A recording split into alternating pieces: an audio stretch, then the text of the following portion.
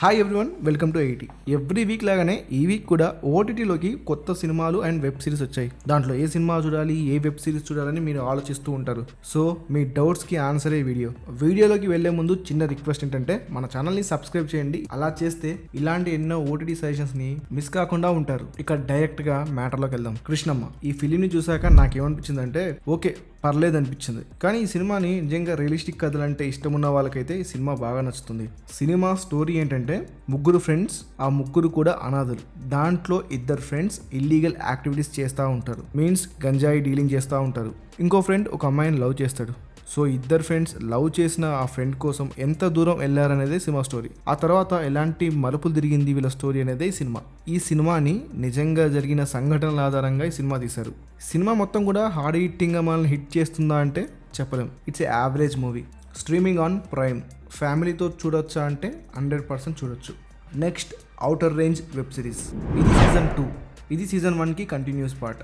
So ఇది చూడాలంటే ముందు మీరు సీజన్ 1 చూడాలి. ఇది ఒక టైం ట్రావెల్ సబ్జెక్ట్. ఎవరికైతే టైం ట్రావెల్ సబ్జెక్ట్స్ అంటే ఇష్టం ఉంటుందో వాళ్ళు ఈ వెబ్ సిరీస్ని ట్రై చేయాల్సిందే. ఈ వెబ్ సిరీస్ తెలుగులో కూడా ఉంది. సో చూడాలనుకుంటే హ్యాపీగా చూసేయచ్చు. కాకపోతే కొంచెం స్లోగా ఉంటుంది. కాస్త ఓపిక పడితే ఒక మంచి వెబ్ సిరీస్ చూడొచ్చు. ఒక ల్యాండ్లో పెద్ద హోల్ పడుతుంది.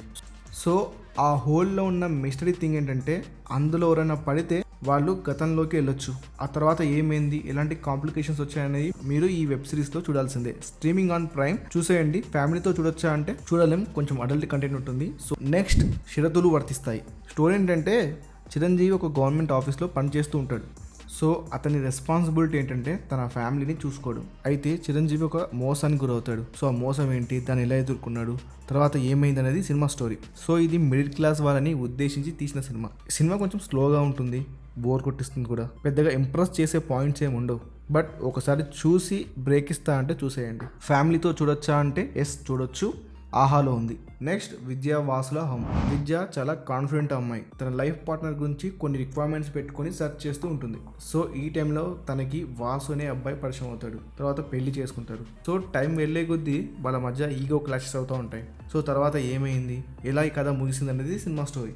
ఓవరాల్గా ఈ సినిమాని అయితే స్కిప్ చేస్తే better boss. Only lead actors యొక్క పర్ఫార్మెన్స్ అయితే బాగుంటుంది. స్ట్రీమింగ్ ఆన్ ఆహా.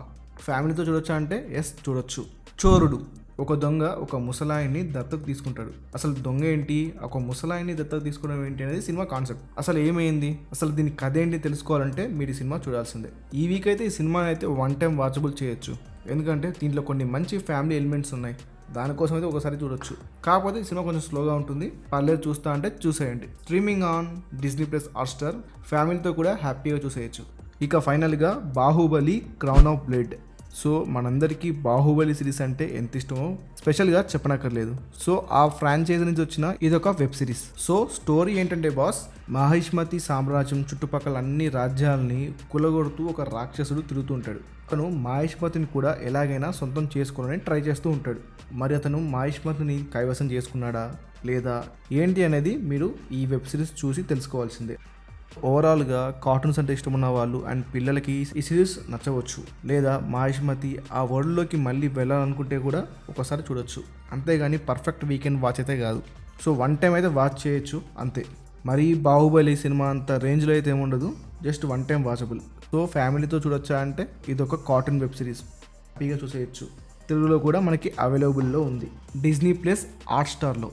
సో ఈ వీకెండ్ ఓటీటీలోకి ఇవి వచ్చాయి. దీంట్లో ఏది చూడాలో వద్దో మీకు ఒక ఐడియా వచ్చింది అనుకుంటున్నా. సో ఇలాంటి ఎన్నో ఓటీటీ సజెషన్ కోసం అయితే మన ఛానల్ని సబ్స్క్రైబ్ చేయండి. Thank you for watching.